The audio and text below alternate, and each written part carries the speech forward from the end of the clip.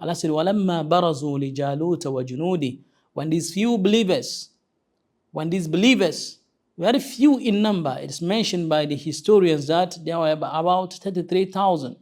And even among these 33,000, they were put to a test by their king when they came to a river, when they were marching forth to meet the forces of Goliath.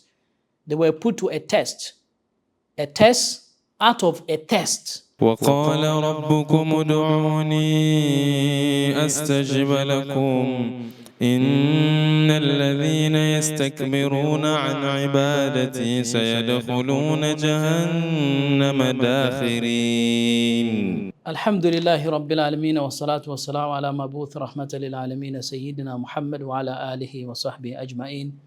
We glorify Allah, we seek His choices, benedictions and salutations upon our dear Prophet Muhammad sallallahu alaihi wasallam, upon his family and upon all those who follow them in guidance to the day of resurrection.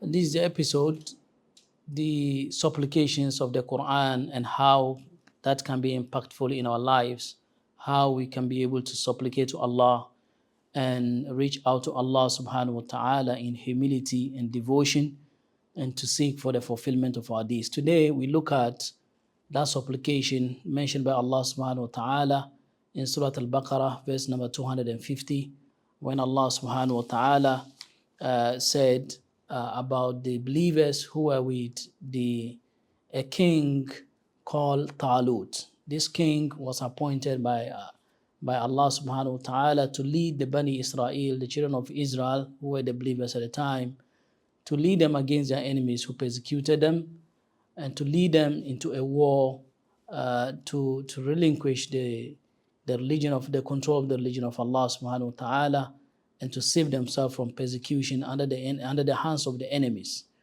And so Allah subhanahu wa ta'ala narrated these events in the Quran when He says that أَلَمْ تَرَ إِلَى الْمَلَإِ مِنْ بَنِي إِسْرَائِيلِ مِنْ بَعْدِ مُوسَى إِذْ قَالُوا لِنَبِيٍّ لَهُمْ وَابْعَثْ لَنَا مَلِكًا نُقَاتِلْ فِي سَبِيلِ اللَّهِ.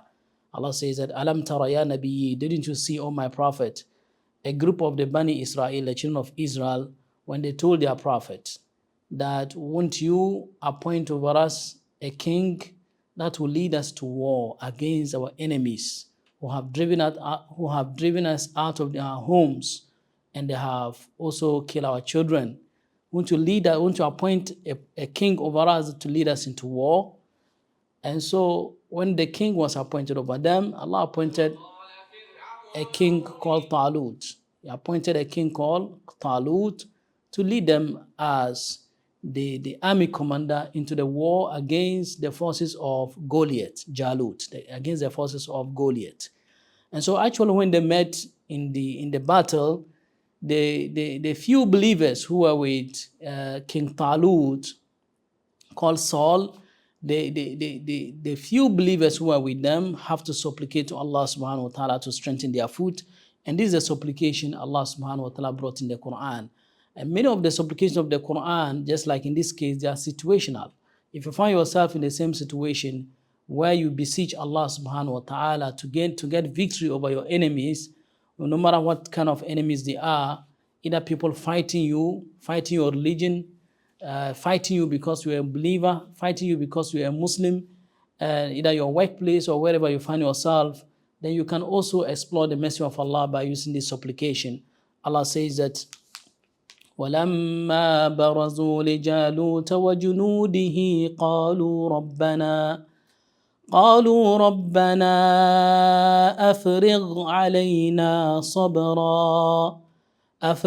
علينا صبرا وثبت أقدامنا وانصرنا على القوم الكافرين.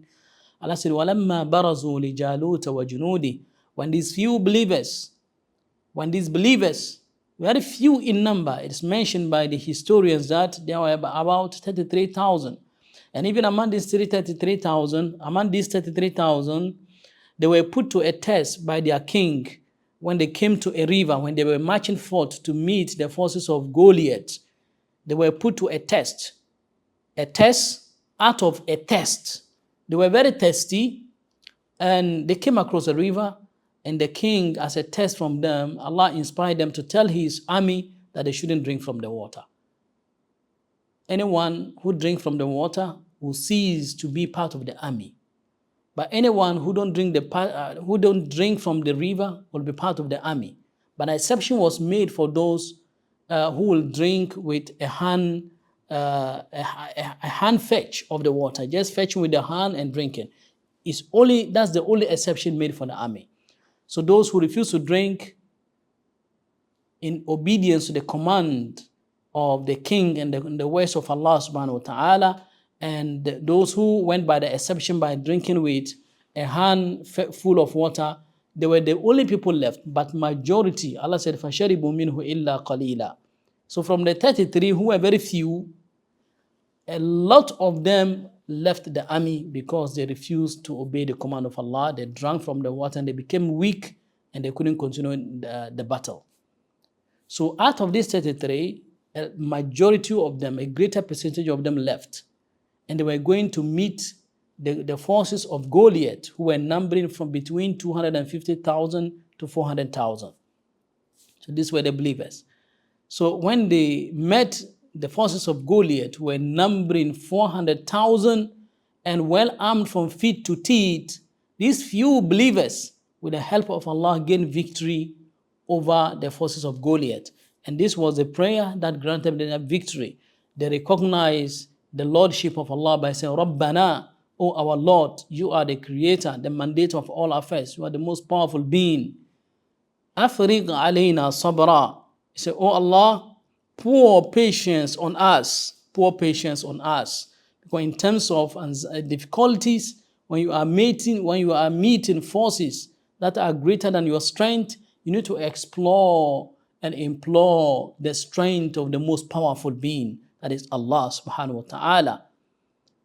That it says that, and you cannot get the help of Allah until you are patient. So he said, Rabbana, our Lord, afriq alayna sabra, pour patience on us, wa thabbit aqdamana, and strengthen our foothold so that we will not run away in the battlefield.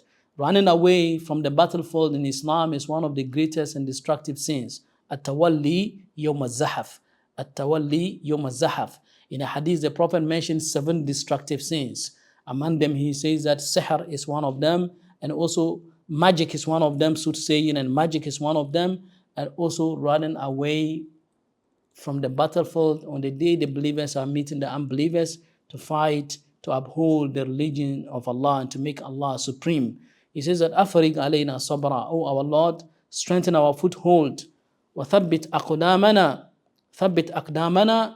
strengthen our foothold, then make us victorious over the enemies. Wansurna ala al-qawmi al-kafirin, and support us against the faithless people who don't believe in Allah subhanahu wa ta'ala.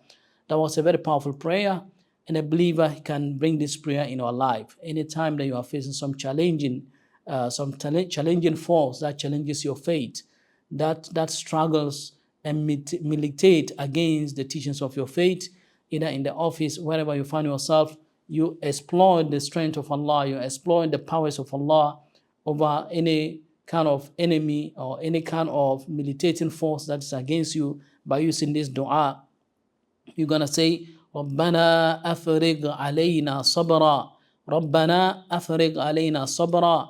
Wa thabbit aqdamana wa ansurna ala al-qawmi al-kafirin. That is the meaning of it is, O Allah, pour on us patience. Pour on us patience and strengthen our foothold and support us against the faithless people. Support us against the faithless people. This is a powerful dua, and this is a very effective dua that we, through it, can get the mercy of Allah subhanahu wa ta'ala, and through it, we can also achieve victory over our enemies. Now, this particular dua, you see the concept of patience being mentioned in it. Patient is not something that one should be praying that Allah give me patience, Allah give you patience, because you never know that you have patience until you are tested. So if you are praying for patience alone, it means that you are praying to be tested, because it is only when you are tested that you know that whether God has given you patience. Rather, don't pray for patience. But when you are in a situation that needs patience, then you ask Allah to give you patience. You ask Allah to give you patience. So patience on its own, you don't sit and be asking Allah, give me patience, because you never know God has given you patience until you are tested. So you rather pray to Allah to pardon you. to uplift all afflictions away from you. But however, if one way or the other you happen to be in very demanding, difficult situation, then you can pray to Allah that at that particular situation, in the midst of this situation, oh Allah, give me patience and strengthen my foot. So when you find yourself in challenges, this is the time that you pray for patience and for Allah to strengthen your feet so that you be firm on belief, you be firm on faith, so that you will never be diverted from the ways of Allah subhanahu wa ta'ala. So let's make it a habit to make this dua and to add it as part and parcel of the list of prayers that we pray in all times, especially the month of Ramadan, and in all situations. This is very effective in granting us victory. May Allah give us understanding. Wassalamu alaikum wa rahmatullahi wa barakatuh. وقال ربكم ادعوني أستجب لكم إن الذين يستكبرون عن عبادتي سيدخلون جهنم داخرين.